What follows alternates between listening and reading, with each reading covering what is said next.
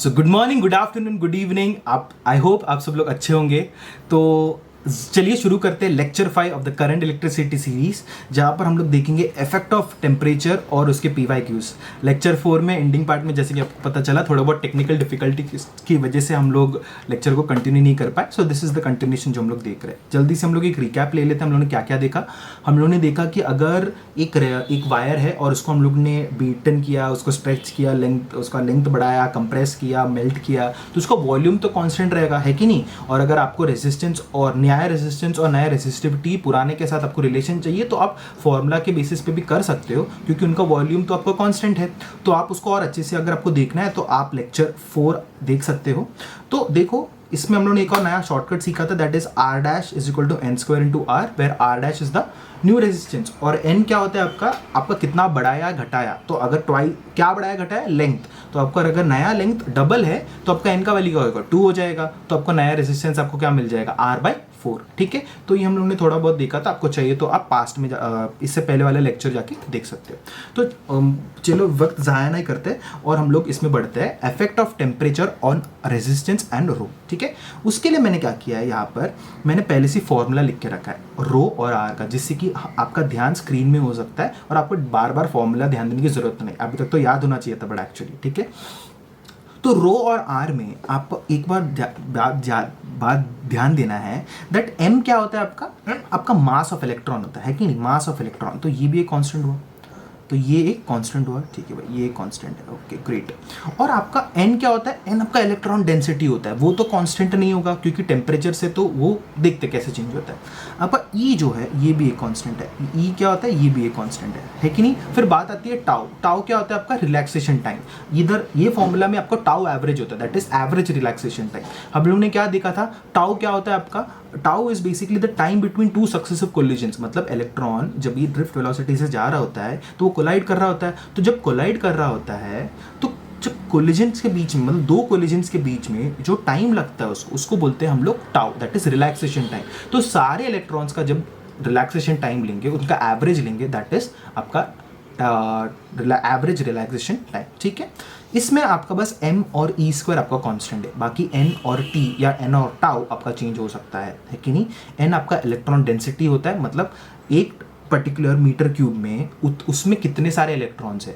Ag के case में, silver के केस में आपके 1 मीटर क्यूब में, मतलब अगर आप क्यूब लोगे उसका साइड 1 मीटर है तो वो क्यूब के अंदर आपका 5.28 इंटू 10⁻28 इलेक्ट्रॉन्स हो सकते हैं। That's how great the number is. ठीक है, वैसे ही सेम फॉर्मूला फॉर आर, बस उसमें एल और ए जोड़ा गया है कि नहीं। बट वो भी हमको पता है टेम्परेचर से वो भी चेंज होता है कि नहीं। ठीक है, आगे बढ़ते हैं। अभी देखते हैं कि क्या होता है, क्या चेंज होता है। मैं बोल रहा हूँ ठीक है भाई, मैंने ना टेम्परेचर मैंने बढ़ा दिया। क्या कर दिया मैंने, टेम्परेचर मैंने बढ़ा दिया। तो अगर टेम्परेचर मैंने बढ़ा दिया, now let's talk about tau. Tau के साथ यहाँ पर क्या हो रहा है, टेम्परेचर बढ़ाने की वजह से ये मेरे इलेक्ट्रॉन्स है, टेम्परेचर बढ़ाने की वजह से इनको और एनर्जी मिल गया, तो इनको और ऑसिलेशन करेंगे और वाइब्रेशन करेंगे, एकदम फास्ट एकदम मूव करेंगे। एकदम फास्ट मूव होने की वजह से क्या, कोलाइड होने का ज़्यादा प्रोबेबिलिटी हो जाएगा, है कि नहीं। कोलाइड होने का ज़्यादा प्रोबेबिलिटी हो जाएगा। सो क्या मतलब, क्या बोलेंगे हम लोग, कोलिजन ऑफ इलेक्ट्रॉन्स बढ़ जाएंगे। कोलिजन ऑफ इलेक्ट्रॉन्स बढ़ जाएंगे। तो अगर कोलिजन ऑफ इलेक्ट्रॉन्स बढ़ रहा है देन, क्योंकि प्रोबेबिलिटी ऑफ कोलाइडिंग बढ़ चुका है कि नहीं, और अगर वो बढ़ चुका है तो मैं ये बोल सकता हूँ ना कि तुम्हारा टाउ कम हो चुका है, टाइम कम लगेगा, क्योंकि ज़्यादा कोलाइड हो रहा है तो टाइम कम लगेगा ना। तो मैं क्या बोल सकता हूँ कि मेरा जो टाउ है वो मेरा घट जाएगा। और टाउ मेरा घटने के वजह से मैं क्या बोलूँगा कि रो और आर और टाउ के साथ क्या रिलेशन है, इनवर्स रिलेशन है। मैं क्या बोलूँगा, रो और आर जो है उसका क्या इनवर्स रिलेशन है ना टाउ के साथ। तो अगर टाउ घट रहा है, तुमको फाइनल आंसर क्या मिल रहा है, दैट रो और आर तुम्हारा क्या बढ़ेगा। इसका मतलब क्या है कि टेम्परेचर बढ़ाने से आपके कंडक्टर के केस में क्या होगा, आपका रेजिस्टेंस और रो बढ़ जाएगा। इतना समझा आपको, ठीक है। अभी अब लोग देखते हैं एन में क्या हो रहा है। एन में अगर आप टेम्परेचर बढ़ा रहे हो तो उसमें देखो क्या हो रहा है। टेम्परेचर बढ़ाने की वजह से आपके एटम्स को और आयोनाइजेशन एनर्जी मिल चुका है कि नहीं। इलेक्ट्रॉन आयोनाइज होता है आयोनाइज मतलब क्या हुआ कि जो एटम है उसको और एनर्जी मिल चुका है अपने जो लास्ट शेल के जो इलेक्ट्रॉन्स उनको बाहर फेंक देने के लिए, है कि नहीं। तो आयोनाइज होने के कारण आपका इलेक्ट्रॉन डेंसिटी और बढ़ेगा, क्योंकि आयोनाइज हो रहा है ना, और क्योंकि अपने एटम से बाहर आ रहा है इलेक्ट्रॉन, और आयोनाइज हो रहा है तो आपका इलेक्ट्रॉन डेंसिटी बढ़ जाएगा, आपका इलेक्ट्रॉन डेंसिटी बढ़ जाएगा। और अगर इलेक्ट्रॉन डेंसिटी बढ़ रहा है, इलेक्ट्रॉन डेंसिटी और आर और रो में क्या रिलेशन, अगेन इनवर्स रिलेशन है। तो रो और आर में आपका इनवर्स रिलेशन होने के कारण तो आपका रो और आर क्या हो जाएगा, क्या हो जाएगा, आपका घट जाएगा, आपका रो और आर घट जाएगा। अभी आप देखोगे है जी, एक जगह पर आपका टेम्परेचर बढ़ने में बढ़ रहा है, एक जगह पे घट रहा है, तो किसका सुने हम लोग। देखो, तो इसमें आपको एक बात जानना है कि देखो, कंडक्टर के पास अनगिनत एकदम खतरनाक नंबर ऑफ फ्री इलेक्ट्रॉन्स पहले से होते हैं। तो इतने बड़े समुद्र में अगर तुमने और थोड़े बहुत इलेक्ट्रॉन्स डाल दिए तो क्या ही फर्क पड़ने वाला है, क्या ही फर्क पड़ने वाला है। तो उसके लिए हम लोग बोलते हैं कि ये वाले केस में ये वाला जो आपका फैक्टर है ये आपका इनसिग्निफिकेंट हो जाता है, और आपका सिग्निफिकेंट फैक्टर क्या होता है, ये वाला, दैट इज टाउ वाला फैक्टर, ये होता है आपका सिग्निफिकेंट फैक्टर, सिग्निफिकेंट फैक्टर, है कि नहीं। तो हम लोग क्या बोल सकते हैं कि in conductors when the temperature increases rho and R it also increases. So this is one thing जो आपको ध्यान देना है। तो अगर समझो मुझे, अगर आपको ग्राफ ड्रॉ करना है कॉपर का, कॉपर एक कंडक्टर है कि नहीं, ज़्यादातर वायर्स में यूज़ होता है, तो उसका समथिंग कुछ ऐसा आएगा, इसका शेप कुछ ऐसा आएगा, इधर थोड़ा सा ऐसा कर्व होगा एंड देन लीनियर हो जाएगा। तो ये मेरा रो नहीं तो आर का है वाई एक्सिस में, और इधर मेरा हो जाएगा टेम्परेचर, ये हो जाएगा मेरा टेम्परेचर, और ये मैंने कॉपर के लिए बनाया, कॉपर के लिए, ठीक है। आई होप सो आपको थोड़ा समझ में आ गया होगा। ये सेम लॉजिक हम लोग सेमीकंडक्टर्स और अलॉयज में भी लगाएंगे। नाउ लेट्स सी क्या है। तो चलो सेमीकंडक्टर्स, अभी सेमीकंडक्टर्स क्या है, सेमीकंडक्टर्स आप एक्चुअली अपने 12th के चैप्टर में सेमीकंडक्टर्स खुद एक टॉपिक है, बहुत अच्छा चैप्टर, मुझे बहुत पसंद है, हम लोग उसको डिटेल में पढ़ेंगे। बट इतना आप समझ लो कि सेमीकंडक्टर्स का जो कंडक्टिविटी है it is somewhere between conductors and insulators. आपको बस इतना ही ध्यान देने की जरूरत है। थोड़ा बहुत अगर एग्जाम्पल्स देना है, एग्जाम्पल्स में अगर मैं लिखूँ तो मैं लिख सकता हूँ silicon is a semiconductor, germanium is a semiconductor, germanium, ठीक है, जर्मेनियम इज अ सेमीकंडक्टर। तो आपको बस इतना ही ध्यान देना है, बाकी हम लोग देखेंगे क्या होता है वो। तो अभी इसमें अगर आप देखो कि इसमें मैंने टेम्परेचर बढ़ा दिया, टेम्परेचर बढ़ा दिया, अगेन वही होगा, कोलिजन ज़्यादा होने की वजह से टाउ मेरा क्या हो जाएगा, कम हो जाएगा। तो मैं इधर क्या लिखूंगा, मेरा टाउ हो गया मेरा कम, ठीक है भाई, टाउ कम हो गया तो क्या हो जाएगा, मेरा क्या हो जाएगा, रो और आर क्या हो जाएगा, मेरा बढ़ जाएगा, सिंपल सी बात है। वैसे अगर मुझे इलेक्ट्रॉन डेंसिटी की बात करना है, टेम्परेचर बढ़ाने से क्या होगा, मेरा इलेक्ट्रॉन ज़्यादा बाहर आ जाएंगे, इलेक्ट्रॉन ज़्यादा बाहर आने की वजह से इलेक्ट्रॉन डेंसिटी मेरा बढ़ेगा, ठीक है। तो इलेक्ट्रॉन डेंसिटी मेरा बढ़ गया, और वापस इनवर्स रिलेशन होने के कारण क्या होगा, मेरा, मैं बोलूंगा कि आर और रो मेरा क्या हो जाएगा, घट जाएगा। ओ, अभी इधर वापस से क्लैश हो रहा है, तो अभी इसका हम लोग को किसको हम लोग बात मानेंगे। अच्छा, अभी कंडक्टर्स के केस में कैसा था कि फ्री इलेक्ट्रॉन्स पहले से ही बहुत थे क्योंकि वो कंडक्टर्स थे। सेमीकंडक्टर्स क्या है, आपको एक पॉइंट आपको इधर लिखता हूं, दैट इन सेमीकंडक्टर्स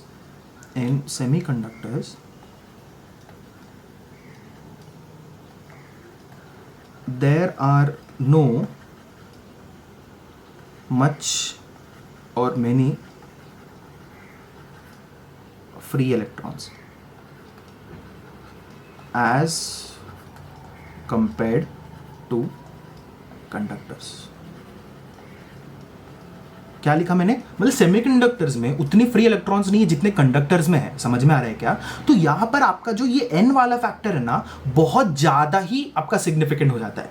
क्यों, ऐसे मैं बताता हूं, बिकॉज हम लोग सेमीकंडक्टर्स में डोपिंग करके भी एक चीज करते हैं, डोपिंग मतलब बेसिकली इंप्योरिटीज ऐड करना होता है। क्या होता है डोपिंग, मतलब क्या होता है, इम्प्योरिटी ऐड करना। अभी आप बोलोगे इम्प्योरिटी मतलब क्या, तो कचरा डालना होता है कि नहीं, कचरा नहीं होता है।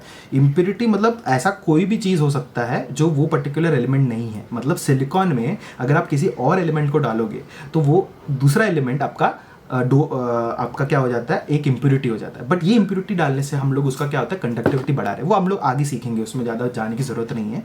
तो ये डोपिंग जब करते हैं हम लोग, इम्प्योरिटी ऐड करने की वजह से उसका जो फ्री इलेक्ट्रॉन देने का जो काबिलियत है वो बहुत बढ़ जाता है। तो टेम्परेचर बढ़ने में आपका ये वाला जो फैक्टर है अति एकदम खतरनाक सिग्निफिकेंट हो जाता है, समझ में आ रहा है। और ये जो फैक्टर है, ये जो फैक्टर है, ये वाला जो फैक्टर है वो आपका क्या हो जाता है, इनसिग्निफिकेंट हो जाता है, इनसिग्निफिकेंट। समझ में आ रहा है। अच्छा अभी हम लोग आगे बढ़ते हैं, ठीक है। तो अब सेमीकंडक्टर्स के केस में पता चला मुझे कि टेम्परेचर अगर मैंने बढ़ा दिया, टेम्परेचर अगर मैंने बढ़ा दिया तो आपका रो और जो आर है वो आपका घट जाएगा, वो आपका घट जाएगा। अगर मुझे इसका ग्राफ बनाना है तो सेमीकंडक्टर्स का हमेशा टिपिकल सा ग्राफ बनता है, वो समथिंग लाइक ऐसा होगा कि ऐसा, ये होगा आपका ग्राफ, सॉरी ये होगा आपका ग्राफ ऐसा, ये आपका होगा रो और आर, नहीं तो ये होगा temperature, this is the graph, ठीक है।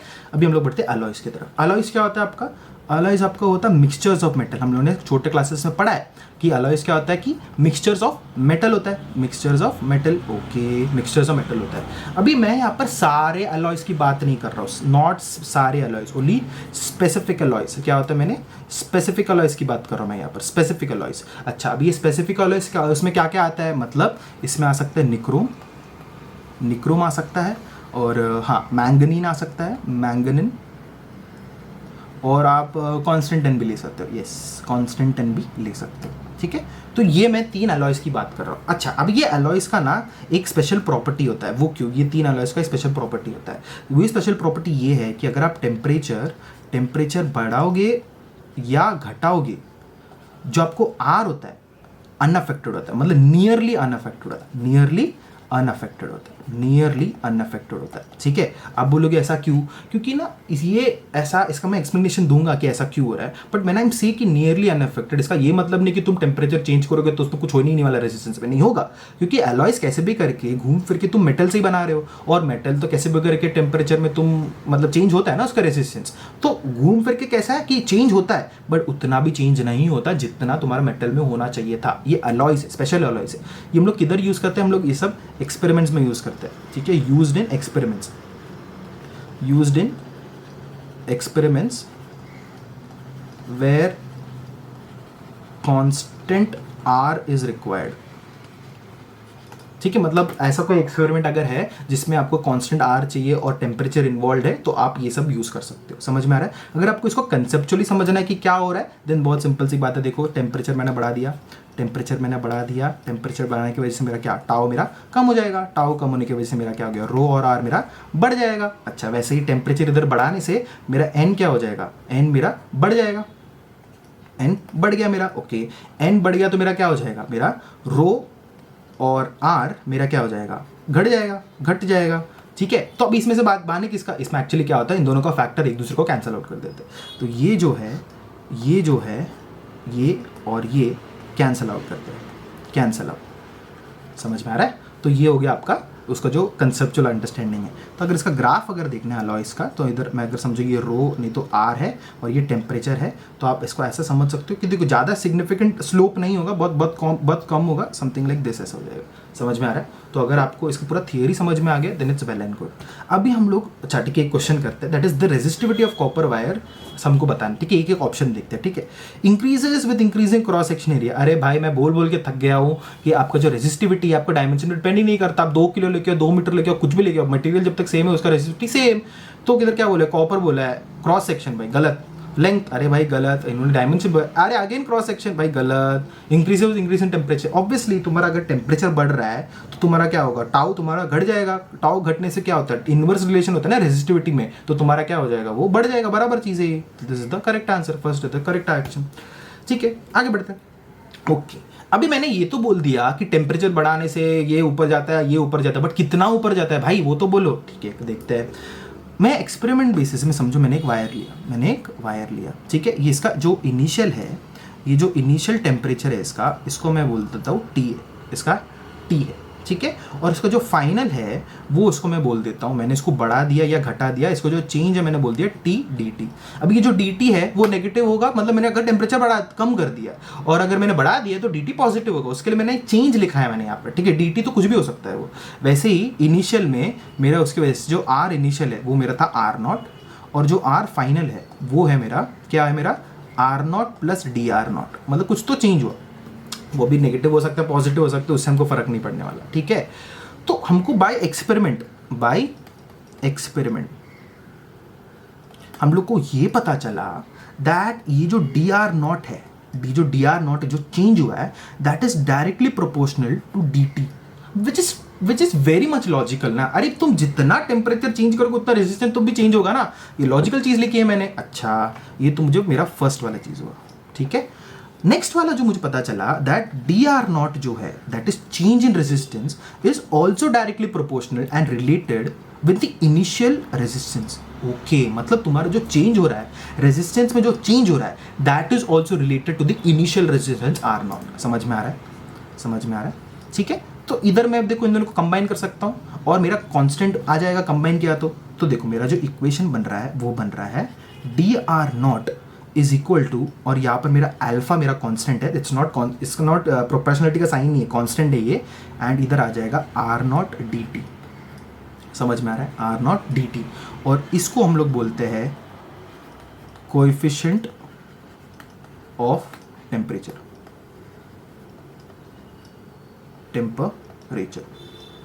और इसका दूसरा नाम भी है कोएफिशिएंट ऑफ थर्मल रेजिस्टेंस।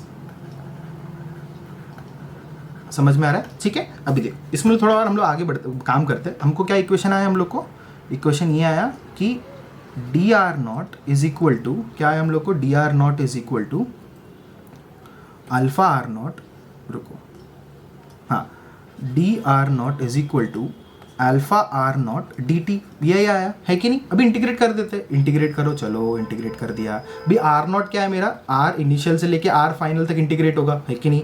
और इधर मेरा क्या इंटीग्रेट होगा, मेरा डी टी है ना, इधर मेरा हो जाएगा टी इनिशियल से लेके टी फाइनल, काम खत्म। अच्छा, अभी आपको एक बात ध्यान देना, यहाँ पर मेरा जो अल्फा है, नोट करो इसको, ये है कि alpha is assumed to be constant, but it is dependent on temperature, but we will assume constant। समझ में आ रहा है? ठीक है। अगर जब तक बोला नहीं है तब तक हम लोग इसको कांस्टेंट करेंगे, अगर बोला कांस्टेंट नहीं है तो हम लोग कुछ तो इक्वेशन दे ही देंगे, है कि नहीं। तो देखो अभी मैं इसको इधर से सॉल्व कर रहा हूँ, तो देखो डी आर नॉट का क्या हो जाएगा, आर नॉट, तो जब लिमिट्स डालोगे तो क्या हो जाएगा, ये R final minus R initial बराबर, विच इज इक्वल टू तुम्हारा अल्फा और आर नॉट बाहर आ जाएगा, डी टी का इंटीग्रेशन टी हो जाएगा, लिमिट्स जब डाल देंगे तो ये क्या हो जाएगा, अल्फा आर नॉट, तो ये हो जाएगा तुम्हारा T final minus T initial, यही हो जाएगा बराबर। मैं क्या कर रहा हूँ कि देखो, अच्छा ये रुको, ये इनिशियल को मैं क्या करता हूँ, हमारा इनिशियल इधर हमारा आर नॉट था ना इनिशियल, तो इसको भी मैं आर इनिशियल कर देता हूँ, रुको, ये मेरा था आर नॉट, है ना, आर नॉट, है कि नहीं, ये मेरा था आर नॉट, ओके ठीक है। तो मैं आर नॉट को उस तरफ लेके जा रहा हूँ, तो ये क्या हो जाएगा मेरा, R F is equal to R not common ले लिया मैंने, तो आर नॉट अब जब मैं कॉमन लेता हूँ मुझे मिलता है 1 plus alpha T F minus T I को क्या लिख सकता हूँ मैं, डेल्टा टी लिख सकता हूँ, डेल्टा टी।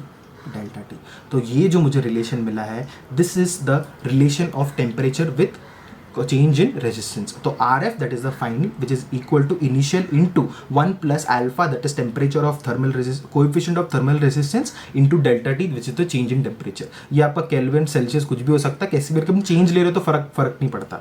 तो अभी समझो, अगर मैंने इसको क्या कर दिया, मैंने कर दिया कि इधर मैंने इसको रो के टर्म्स में लिखना चाहता हूँ, तो मैं ऐसा लिख सकता हूँ ना, rho final L by A is equal to rho initial L by A बराबर 1 प्लस अल्फा डेल्टा टी, ठीक है। तो इसमें से क्या आ जाएगा, एल बाई कैंसिल, तो मुझे क्या आ रहा है फाइनली, तो मुझे आ रहा है यहाँ पर rho F is equal to rho naught 1 plus alpha delta T. ये मुझे एक और रिलेशन मिल गया, इसको भी डब्बा मार के रख देंगे, है कि नहीं। और मुझे कैसे भी रेजिस्टेंस का क्या मिला था, R F is equal to R not 1 plus alpha delta T, यही तो मुझे मिला था, काम खत्म, है कि नहीं। अच्छा, अभी हम लोग इसको थोड़े बहुत अगर आपको इसको थोड़ा बहुत क्या करना है, थोड़ा बहुत इधर उधर करना है, आपको अल्फा का वैल्यू ढूंढना है, तो क्या हो जाएगा, मैं ऐसा कर सकता हूँ ना इसको, R F is equal to R not plus R not alpha delta T, है कि नहीं। तो मुझे अल्फा का वैल्यू क्या मिल रहा है, अल्फा ऐसा लिख सकता हूँ, R F minus R not उधर गया, और फिर नीचे मेरा हो जाएगा R not delta T which is equal to alpha, तो ये भी हो गया मुझे एक और, ठीक है, तो आप ऐसे बहुत जल्दी डिराइव भी कर सकते हो, याद करने की भी जरूरत नहीं है। ठीक है, तो ये एक आपको हमारा हो चुका है। अभी आपको देखना है कि देखो कंडक्टर्स के केस में मेरा क्या हुआ, मेरा जो आर फाइनल है वो मेरा ज़्यादा था आर इनिशियल से। अगर मैंने टेम्परेचर मैंने क्या कर दिया, मैंने बढ़ा दिया है तो मुझे एक फॉर्मूला क्या मिल रहा है यहाँ पर, R F is equal to R not 1 plus alpha delta T मिल रहा है मुझे यहाँ पर। ठीक है, तो यहाँ पर मेरा अल्फा का वैल्यू क्या होना चाहिए, अल्फा का वैल्यू मुझे क्या होना चाहिए, अगर मेरा आर एफ मेरा ज़्यादा है तो इधर मुझे पॉजिटिव रखना पड़ेगा ना, तो ही तो ऐड हो रहा है आर नॉट के साथ, है कि नहीं। तो यहाँ पर मेरा अल्फा का वैल्यू पॉजिटिव होता है, समझ में आ रहा है। सेमीकंडक्टर्स के केस में कैसा था, मेरा आर एफ का वैल्यू जो है मेरा नीचे जा रहा है आर आई से, है कि नहीं। जब टेम्परेचर मेरा बढ़ रहा है तो उस केस में मेरा क्या, अल्फा का वैल्यू मुझे क्या हो जाएगा, नेगेटिव हो जाएगा, क्योंकि कम कर रहा है। अलॉयस के केस में मेरा क्या है, अल्फा का वैल्यू 0 होना चाहिए, not exact 0, approximately equal to 0 होना चाहिए, क्योंकि मेरा यहाँ पर मेरा आर एफ और आर आई का जो वैल्यू है वो मेरा अप्रॉक्सीमेटली सेम रहता है जब मैं टेम्परेचर बढ़ाता हूँ। तो क्या आपको इतना समझा, ठीक है। अभी हम लोग क्विकली एक क्वेश्चन कर लेते हैं, 2 question and will and it. The positive temperature coefficient of resistance is for, अच्छा देखो जर्मेनियम तो है नहीं क्योंकि वो एक सेमीकंडक्टर है, तो तुम जब टेम्परेचर बढ़ाते हो तो क्या होता है उसमें, तो तुम टेम्परेचर बढ़ाते हो तो उसमें घटता है ना, तो वो अल्फा नेगेटिव आता है, तो ये गलत है। कार्बन अगेन नहीं, copper yes, copper is a good because वो कंडक्टर है, अगेन पॉजिटिव आता है तुम्हारा, तो this is the correct answer. Electrolyte इसलिए नहीं क्योंकि जब तुम टेम्परेचर बढ़ाते हो तो क्या होता है उसमें, और आयंस क्रिएट होते हैं, और आयंस जब क्रिएट होता है क्या हुआ, तुम्हारा रेजिस्टेंस कम हो गया, तो दिस इज ऑल्सो रॉन्ग, सो तुम्हारा आंसर इज कॉपर। समझ में आ रहा है, ओके। लास्ट क्वेश्चन, ये तुम्हारा एनसीईआरटी का बहुत अच्छा क्वेश्चन है, तो हम लोग इसको जल्दी सॉल्व करते हैं, ठीक है। The resistance of the platinum wire of a platinum resistance thermometer at ice point मतलब क्या हुआ, 5 डिग्री सेल्सियस, तो तुमको बोला कि T I is equal to 5 ohm, अच्छा ये तो रेजिस्टेंस गिवन है, सॉरी, तो तुम्हारा टी आई जो है वो 0 डिग्री सेल्सियस है, और उसमें तुम्हारा आर आई जो गिवन है वो 5 ओम है कि नहीं, और स्टीम पॉइंट इज 5.39, अच्छा तो मतलब तुम्हारा T final is equal to 5.3 sorry ये तुम्हारा steam point that is 100 degree Celsius, I am so sorry. फिर आर फाइनल जो तुम्हारा क्या हो जाएगा, तुम्हारा हो जाएगा 5.39 ओम, ओके। तो when the thermometer is inserted in a hot bath, the resistance of the platinum wire is so and so. Calculate the temperature. Okay, तो मतलब बेसिकली हमको अल्फा ढूंढना पड़ेगा पहले, है कि नहीं, अल्फा ढूंढना पड़ेगा। तो ठीक है, मैं एक काम कर लेता हूँ ना, इधर मैं एक अल्फा का लिख लेता, तो मुझे अल्फा का क्या फॉर्मूला, मैं एक काम करता हूँ, ऐसा लिख सकता हूँ मुझे, that is R final is equal to R initial 1 plus alpha delta T, बराबर ये था मुझे। आर फाइनल का क्या वैल्यू इधर 5.39 is equal to R I 5 है मेरा, इधर 1 प्लस अल्फा मुझे नहीं पता, डेल्टा टी क्या होगा, T final minus initial, 100 minus 0 क्या होता है 100, ठीक है भाई 100। तो यहाँ पर मुझे क्या वैल्यू आ रहा है मुझे, ठीक है, तो इधर मुझे वैल्यू आएगा अल्फा का value, alpha is equal to 5.39 minus 5 upon 5 into 100, ये आएगा कि नहीं, ठीक है। मुझे ये एक इक्वेशन मुझे मिल चुका है, सेकेंडली उन्होंने मुझे क्या बोला है, secondly when the thermometer is inserted in a hot bath the resistance of the platinum wire is this much, तो मतलब मेरा T initial मेरा क्या है, T initial मेरा 0 डिग्री ले सकता हूँ मैं, है ना, और R initial भी मैं क्या ले सकता हूँ, 5 ओम ले सकता हूँ पहले का केस, और मेरा T फाइनल में क्या हो जाएगा, T फाइनल मेरा हो जाएगा मुझे ढूंढना है, और R फाइनल मेरा क्या हो जाएगा, दैट इज 5.795 ओम, है कि नहीं। अगेन सेम चीज़ करो, दैट इज सेम फॉर्मूला मुझे पता है, R final is equal to R not 1 plus alpha delta T, बराबर आर फाइनल का वैल्यू क्या हो गया 5.795 is equal to R not कितना है मेरा यहाँ पर 5 है, 1 प्लस अल्फा, अच्छा अल्फा मुझे नहीं पता, डेल्टा टी अगेन मेरा यहाँ पर क्या है, मुझे टी फाइनल मेरा क्या है, समथिंग कुछ भी हो सकता है ना, वो मुझे एक्स है, और यहाँ पर -0 है, तो अगेन वो टी फाइनल ही हो जाएगा ना मुझे, देखो delta T is equal to T final minus T initial, T final मुझे नहीं पता, एक्स मान लेता हूँ उसको मैं, और माइनस टी इनिशियल, 2 तो 0 है, तो इसका मुझे डेल्टा टी क्या आ रहा है, एक्स ही आ रहा है, तो मैं इधर डेल्टा टी लिख देता हूँ, उसमें क्या प्रॉब्लम, ठीक है रुको, डेल्टा टी नहीं, हम लोग इसको टी फाइनल लिख देंगे, उसमें क्या प्रॉब्लम है, ठीक है। तो यहाँ पर मुझे अल्फा का क्या वैल्यू आ रहा है, अल्फा का वैल्यू मुझे क्या आ रहा है, alpha is equal to 5.795 minus 5 upon 5 T final, खत्म। अब मुझे बस ये वाली इक्वेशन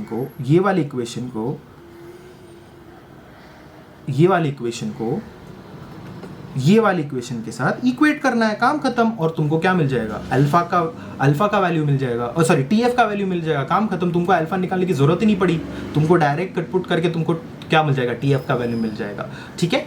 तो I hope so you have understood the chapter. मैं कैलकुलेशंस में नहीं जा रहा because this is more than, बहुत आसान कैलकुलेशन है. तो I hope so you not understood, I hope you understand this lecture. So आज हम लोग ने अच्छा खासा हम लोगों ने कवर किया है. द नेक्स्ट बस ओम्स लॉ बचता है, फिर इसके बाद हम लोग सर्किट सॉल्व करेंगे, which is a very interesting part. So stay tuned and study well and please like this lectures and please do subscribe because बहुत मेहनत जाता है. एंड प्लीज़ डू कमेंट, क्योंकि मैं आपके हर कमेंट्स पढ़ता हूँ. और जैसे कि अगर आपको कुछ भी डाउट है तो इनका कमेंट नीचे, तो नेक्स्ट लेक्चर में आपका डाउट उठा सकता हूँ. ठीक है, तो अगर कुछ भी प्रॉब्लम हो then you can comment on it and be honest. ठीक है, and study well and may God bless you. ठीक है.